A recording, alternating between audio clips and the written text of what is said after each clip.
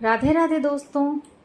आज हम सुनेंगे एक लोक कथा, बुरी नीयत का बुरा फल। एक बार की बात है, एक बूढ़ा था।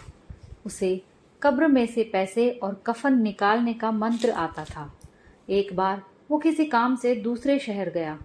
वो रात को एक सराय में रुका। वहां पर और भी लोग रात गुजारने के लिए रुके हुए थे। बातों ही बातों में उस बूढ़े की एक और आदमी से दोस्ती हो गई। वो दूसरा आदमी भी बड़ा गुणवान था। वो तांबे से सोना बनाने का हुनर जानता था। दोनों में समझौता हुआ कि वो दोनों अपना अपना हुनर एक दूसरे को सिखाएंगे। दूसरे दिन उस आदमी ने बूढ़े को तांबे से सोना बनाने की कला सिखाई। बूढ़ा भी बहुत अच्छे ढंग से वो कला सीख गया। फिर उस आदमी ने बूढ़े से कहा कि अब आप अपना हुनर मुझे सिखाओ। बूढ़ा तो सिखाने को तैयार था, परंतु उस शहर का कोई अमीर आदमी मरे तो ही वो अपनी कला उस आदमी को सिखा सकता था। बहुत दिनों के बाद एक अमीर आदमी मरा। वे दोनों बहुत खुश हुए। बूढ़े ने बाजार से थोड़ा सा मांस खरीदा और उसके 3 टुकड़े किए। शाम को वे दोनों कब्र के पास गए। बूढ़े ने मंत्र पढ़ा, मांस का एक टुकड़ा जमीन पर रखा और उसने मंत्र जोर जोर से पढ़ा ताकि वो आदमी भी सुन सके और याद कर सके। फिर बूढ़े ने दूसरा मंत्र पढ़ा और मांस का दूसरा टुकड़ा कब्र के पास रखा। कब्र में से मुर्दा निकलकर खड़ा हो गया। मुर्दे ने अपने हाथों में से वे पैसे जो लोगों ने उसे दफनाते समय कब्र में रखे थे और अपना सारा कफन उस बूढ़े की ओर फेंक दिए। सारा सामान समेटकर बूढ़े ने तीसरा मंत्र पढ़ा और मांस का एक टुकड़ा कब्र के पास रखा। मुर्दा फिर कब्र में लेट गया और कब्र बंद हो गई। दोनों साथी वापस सराय में लौट आए। सुबह उठकर दोनों अपने अपने रास्ते पर चल पड़े। घर पहुंचकर उस आदमी ने सोचा कि काश कोई अमीर आदमी मरे और मैं स्वयं भी उसकी कब्र से पैसे और कफन निकालने के हुनर को आजमा कर देखूं। काफी समय बीत जाने के उपरांत उनके शहर में एक सेठ मर गया। सेठ बहुत अमीर था। उस आदमी ने विचार किया कि अब अपनी कला को आजमाना चाहिए। वो मन ही मन बहुत प्रसन्न हुआ। उसने भी 3 टुकड़े मांस के लिए और कब्रिस्तान पहुंच गया। कब्र के पास उसने पहला मंत्र पढ़ा और मांस का एक टुकड़ा कब्र के पास रखा। दूसरा मंत्र पढ़ा और मांस का दूसरा टुकड़ा कब्र के पास रखा। देखते ही देखते कब्र में से मुर्दा निकलकर खड़ा हो गया। उसने अपने कफन और पैसे उस आदमी की ओर फेंक दिए। अब वो आदमी तीसरा मंत्र पढ़ने लगा, पर ये क्या, वो मंत्र बीच में ही भूल गया। उसने अपने दिमाग पर बहुत जोर डाला, परंतु उसे मंत्र याद नहीं आया। वो बहुत डर गया। भयभीत होकर वहां से भागने लगा, परंतु ये क्या, वो मुर्दा भी उसके पीछे पीछे आने लगा। उस आदमी ने घबराहट में कफन और वो पैसे उस मुर्दे की ओर फेंक दिए, परंतु उस मुर्दे ने दोबारा वो पैसे और कफन उस आदमी की ओर फेंक दिए। ऐसा कई बार हुआ। छुपते छुपते वो आदमी किसी तरह अपने घर पहुंचा।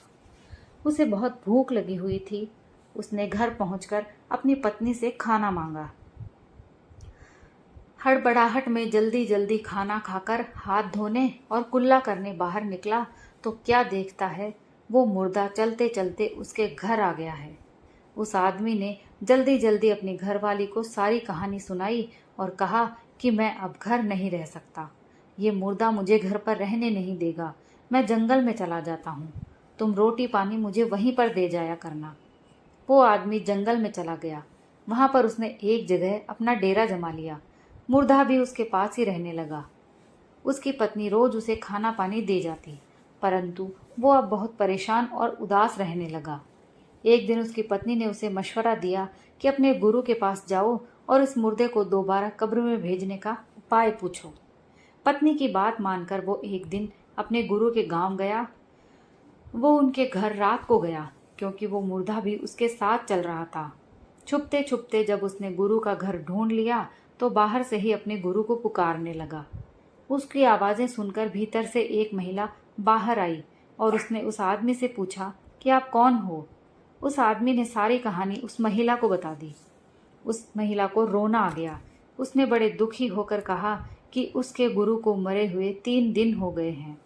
ये सुनते ही वो आदमी और भी चिंतित और परेशान हो गया। उसने गुरु की कब्र के बारे में जानकारी ली और सोचा, चलो गुरु को प्रणाम ही कराता हूँ। उस महिला ने उसे कब्र का पता बताया।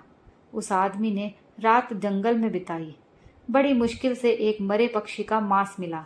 उसके 3 टुकड़े किए। दूसरे दिन रात ढलते ही वो कब्र की ओर चल पड़ा। उसने मंत्र पढ़ा और एक टुकड़ा मांस उस कब्र के पास रखा।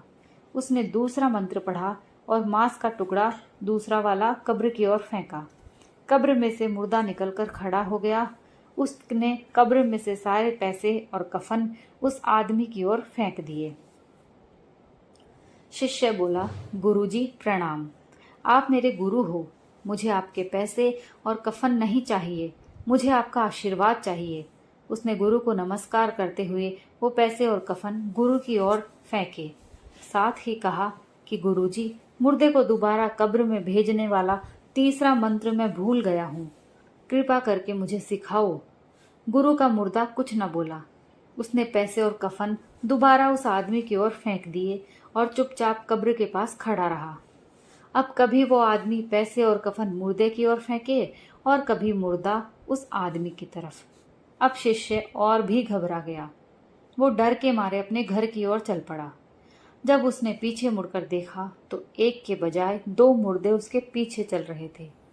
शिष्य फिर पीछे मुड़ा और दोनों हाथ जोड़कर विनती करते हुए कहने लगा, हे गुरु महाराज, मुझ पर कृपा करो, दया करो। मैं तीसरा मंत्र भूल गया हूँ। मुर्दे को वापस कब्र में कैसे भेजा जाए? कृपा करके मुझे तीसरा मंत्र बताओ। परंतु गुरु का मुर्दा मुंह से कुछ भी नहीं बोला और अपने शिष्य के पीछे पीछे चल पड़ा। अब चेला बहुत ज्यादा डर गया। वो ये सोचकर घबरा गया कि पहले तो 1 मुर्दा था, अब 2 हो गए हैं। रातों रात वो जंगल में उस जगह पहुंचा जहां वो रहता था। वो वहां जाकर सिर पर हाथ रखकर बैठ गया। वो डर के मारे कांप रहा था। इसी तरह डर से उसकी मृत्यु हो गई। अगली सुबह जब उसकी पत्नी उसे खाना देने आई तो वहां पर 3 मुर्दे देखकर घबरा गई। वो रोने चिल्लाने लगी, परंतु अब क्या हो सकता था? वो उसे घर भी नहीं ला सकती थी क्योंकि बाकी के 2 मुर्दे भी घर आ जाते। उसने जंगल में ही एक बहुत बड़ी कब्र बनाई और उन तीनों को उस कब्र में ही दफना दिया। इस प्रकार उसने चैन की सांस ली। दोस्तों, कहानी यहीं समाप्त होती है। आपको कहानी कैसी लगी? प्लीज़ लाइक, शेयर और कमेंट्स करके ज़रूर बताइए। और अगर आप मेरे चैनल पर नए हैं तो चैनल को ज़रूर सब्सक्राइब कर लीजिए। मैं रोज़ आपके लिए अच्छी अच्छी कहानियाँ लेकर आती हूँ।